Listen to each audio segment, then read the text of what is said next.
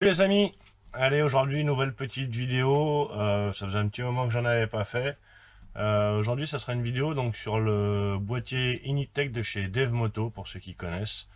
Voilà, donc je vais vous faire voir un peu comment il est livré, on va voir le branchement et après on verra l'étape informatique. Voilà, donc là aujourd'hui ça sera sur un 4FU. Allez.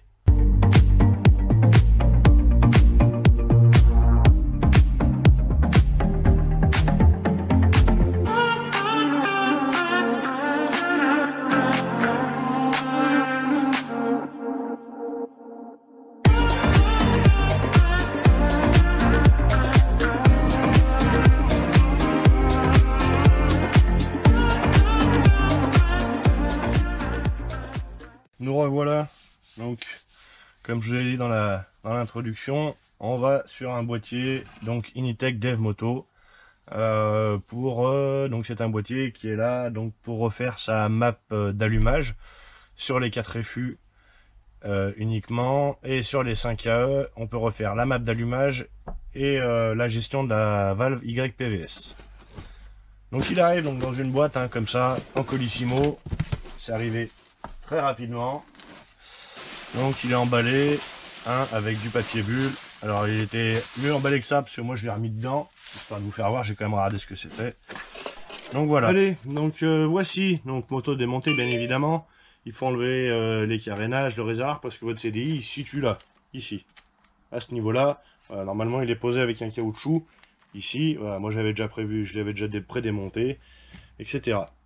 Donc tout simplement votre CDI, vous l'enlevez, Donc celui-là, bon, moi j'avais déjà débranché, c'est celui qui va à la bobine d'allumage, c'est le orange, la bobine haute tension bien évidemment. On débranche les connectiques du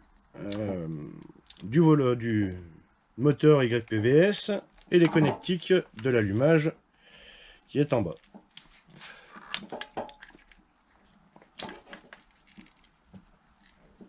Voilà. Et là, vous avez le CDI d'origine, qui est aussi un 4FU, j'en ai plusieurs évidemment. Voilà, celui-là vous le mettez de côté. Hop. Vous le gardez bien précieusement parce que si on sait jamais, si vous voulez revendre la moto, que vous voulez la remettre d'origine, gardez-le bien de côté. Et des 4FU, c'est pas très courant non plus à en trouver. Donc après, comme je vous disais, alors là, moi je vais vous le brancher vite fait comme ça, c'est vraiment pour vous faire voir comment le brancher. Et après, moi j'y referai correctement. On a donc les prises principales. Donc on va commencer par celle-là. Voilà. Donc qui va sur la prise blanche. C'est vraiment plug and play. Voilà. On a la carrée qui vient se mettre là. Hop. Comme ça. Au début de la vidéo, je vous avais dit la prise grise. Donc avec le boîtier Initech, elle ne sert plus à rien. Donc on la met de côté. Il faudra bien évidemment l'isoler. On a, donc là je ne vais pas vous le brancher, mais vous le saurez. C'est le fil orange, donc c'est le même que le orange. Il va à la bobine haute tension. Et on a ces deux fils. Donc ces deux fils, vous aurez, on a un violet et un vert. Vous aurez la description de toute façon dans la vidéo. Alors, on a dit le vert il va au noir et blanc. Donc le vert, noir et blanc, c'est celui-là, c'est celui qui va à l'allumage. Voilà. Et donc si normalement tout va bien, le violet, il va au noir et jaune. Au noir et jaune, c'est celui du moteur YPVS. Voilà. Après, on a une masse avec une cosse ronde, donc le fil bleu. Moi, je le connecte en général sur la vis qui est ici. C'est la vis qui tient le moteur YPVS. Donc, vous le connectez dessus. Donc, celui-là, je vous l'ai dit, à la bobine haute tension. Et il nous reste un fil rouge. Celui-là. Alors, celui-là, il faut le connecter au fil marron du servomoteur. C'est pour l'alimenter, alimenter le servomoteur. Donc dedans, dans le kit, vous avez, je sais pas si on va le voir sur la vidéo, hop, vous avez des attaches rapides, rouges là, comme ça. Hop, je vais en chercher une autre, ça sera plus simple.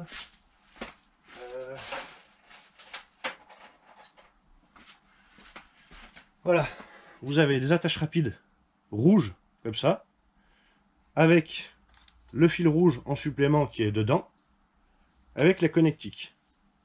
Comme ça. Donc le fil rouge, vous venez le repiquer sur la prise marron du moteur de valve. Alors moi je l'ai repris sur le faisceau d'origine. Comme ça, si mon moteur est gris, je suis pas obligé de m'amuser à débrancher. Et après, alors, il y en a qui laisseraient comme ça. Moi personnellement, je vais pas y laisser comme ça. Je vais démonter, je vais y souder le fil et je vais mettre un isolant. Au moins je suis sûr que le contact il se fait correctement. Donc on rebranche le moteur comme ça, voilà. Et le fil rouge, donc celui-là, il vient se brancher à celui du boîtier. Voilà. Et là, une fois ça branché, la moto doit démarrer.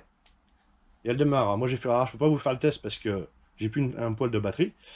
Mais voilà, le principe est simple, il n'y a rien de bien compliqué, il faut juste avoir les couleurs, les deux couleurs qui vont là, et l'explication du fil rouge bien évidemment. Il nous restera deux fils sur le boîtier, c'est celui-là, c'est ces deux-là. On a un jaune vert et un violet. Alors, le jaune vert, si je dis pas de bêtises, que je retrouve la traduction. Tac. Il est où? Voilà, c'est ça. Donc le jaune-vert, c'est un signal pour régime moteur pour les contours digital, électroniques, quoi. Donc vous venez le brancher là, sur cette prise là, et votre contour il fonctionnera. Plutôt que de le rebrancher directement sur le fil orange là, comme j'avais fait moi au début. Et celui-là, c'est pour un indicateur de... C'est un shift light, indicateur de changement de rapport. Voilà, une fois que vous en êtes là, c'est prêt. La moto peut démarrer. Sur les 4 FU, ils sont préconfigurés et bien configurés, j'ai vérifié. Sur 5A, j'ai pu discuter avec 2-3 personnes, enfin avec une personne surtout qui en a eu un. Et apparemment la courbe elle est pas vraiment top, donc elle est à reprendre. Voilà. Ça après, il faut aussi connaître un petit peu. Après je pense que sur le groupe, certains pourront vous aider. Moi le premier, ou il y en a d'autres, hein. Il y a Nico aussi, il y en a pas mal qui pourront vous aider je pense. Voilà. Et donc pour le paramétrer, il vous faut bien évidemment un PC sous Windows. Il vous faudra un cordon pour relier le boîtier DevMoto au PC.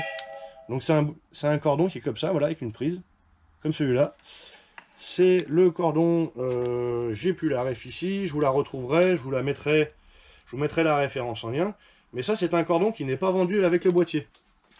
Parce que tout simplement, DevMoto, quand tu as conçu ces boîtiers, ils sont déjà pour eux pré-réglés. Donc normalement on n'a pas à y mettre les mains dedans. Voilà, allez, et ben écoutez, on passe à la suite après, et on va passer sur le PC. Allez, nous revoilà, donc cette fois-ci on est sur le PC. On va étudier le logiciel. Donc le logiciel évidemment il se télécharge sur le site de DevMoto. Je vous mettrai tout en lien de toute manière. Hein. Et j'essaierai aussi, vu que moi j'ai téléchargé, j'essaierai directement de vous mettre le fichier de téléchargement dans la description. On verra ça par la suite. Donc vous allez vous retrouver avec un logo comme ceci, avec une bougie marquée DCC-DIP V109. Donc vous l'ouvrez, donc moi je l'avais déjà ouvert, voilà, ça va vous mettre ça. Donc normalement vous n'aurez pas de courbe ni quoi que ce soit. Hein. On va le refaire, on va faire comme ça, file, on va mettre new, yes, voilà. Donc vous aurez ça. Donc là, ici, on a avance A et juste à côté, on a avance B. Parce qu'on peut paramétrer deux avances différentes en fonction de ce qu'on veut faire sur la route. Si on veut rouler en origine et puis après aller sur piste, on bascule sur la B. Si je dis pas de bêtises, je crois qu'il doit y exister certainement un switch pour changer directement en roulant la map. Mais je ne suis pas sûr. Une fois que vous avez ça, et donc que votre moto, que le boîtier est relié à l'ordinateur, il vous faut mettre le contact.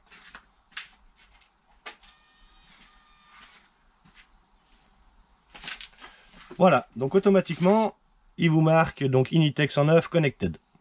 Voilà, tout simplement. Donc après, on retrouve donc pas mal de paramètres. Donc on a le régime, le RPM qui est ici. On a l'avance qui est ici.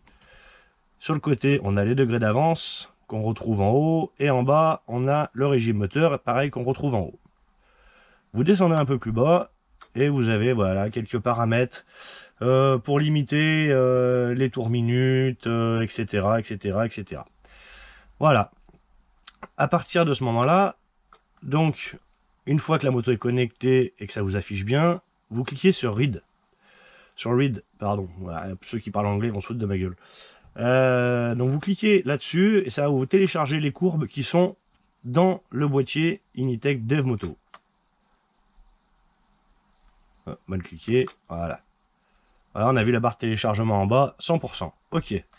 Pour savoir quelle map on a dedans, donc vous voyez, on a voilà tout ça, donc 25 000 tours minutes, etc., etc. Moi personnellement, j'y ai pas touché, j'y laisse comme ça. Ça a été réglé comme ça, donc je pense que c'est bien réglé. On obtient donc une première courbe, donc en avance A, et une deuxième courbe en avance B.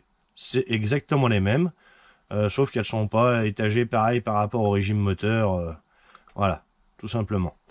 Donc sur l'avance A, tout simplement, pour savoir quelle courbe vous avez dans le boîtier, vous faites vérifie. Hop, on va cliquer correctement. Et vous voyez, il y a la barre de 100% en bas qui marque vérifie OK. Si admettons, je me mets sur la B, on va faire pareil. Vérifie, erreur. Donc je sais que c'est la courbe A que j'ai dans mon boîtier. Après, donc une fois que vous voulez modifier, donc moi je vais pas le faire, hein, bien évidemment, parce qu'elle est déjà réglée. Une fois que vous avez modifié votre courbe, vous mettez ce que vous voulez. Alors attention, par contre, mettez pas n'importe quoi, hein. Il faut rester quand même correct et il faut, c'est surtout la courbe d'origine en fait, il y a un endroit où ça se pète la tronche. J'essaierai de vous mettre des photos de la courbe d'origine par rapport à celle-là, comme ça vous l'aurez en vidéo. Vous verrez l'utilité en fait de ce boîtier. Une fois que vous avez donc créé votre courbe, et ben vous cliquez sur programme. Le programme en fait ça va la faire, elle va s'enregistrer directement dans le boîtier et après voilà tout simplement. Et donc pour en être sûr, vous refermez tout, vous refaites New Files, New, dans Files, donc voilà, défaut setting, donc remettre par défaut, voilà, donc vous retournez sur là-dessus, et vous refaites pareil, vous cliquez sur Read, et ça vous remet la courbe. Si votre courbe est bien enregistrée, celle que vous avez faite, vous pouvez démarrer votre moto et aller faire un essai. Ceux qui veulent faire différents tests de courbes, pour garder les mémoires en valeur, vous pouvez aussi bien les enregistrer sur votre PC. En cliquant voilà, soit sur la petite disquette, soit en faisant File et Save tout simplement, ou Save to dire. Voilà. Donc j'espère que ce tuto vous aura plu. J'espère que j'étais assez explicite. Je vais essayer de mettre le maximum de liens dans la description pour pas que vous soyez embêtés. Le lien du boîtier, le lien du câble, le lien des branchements et le lien du téléchargement du logiciel. Voilà, bon bah écoutez, c'est fini pour aujourd'hui, on se retrouve certainement très prochainement, ça sera pour mettre une boîte à clapet V-Force sur un TDR. Voilà, allez, salut les amis, à bientôt.